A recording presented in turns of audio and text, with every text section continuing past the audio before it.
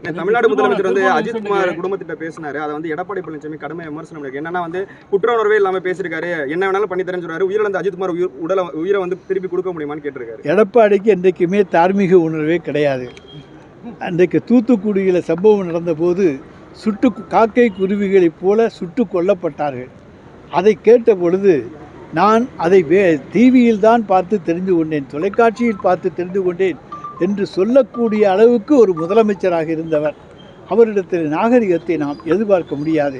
அதே நேரத்தில் தலைவர் தளபதி அவர்கள் நாகரிகம் உள்ளவர், மற்றவர்களுடைய உணர்வுகளுக்கு மரியாதை தரக்கூடியவர். இறந்து போன அஜித்குமாருடைய குடும்பத்திற்கு தமிழ்நாட்டினுடைய முதலமைச்சர் என்கின்ற முறையிலே ஆறுதல் சொல்ல வேண்டியது அவருடைய பணி, கடமை.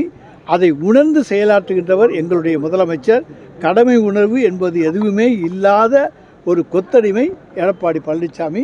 எனவே அவரை பற்றி நீங்கள் இதையெல்லாம் கவலையே படாதீங்க. தமிழக முதல்வர் நேற்று அந்த திருப்பூர் இன்சிடென்ட்டுக்கு நேரில் வராமல் ஃபோனில் டெலிஃபோனில் ஆதரவு கூறினார்.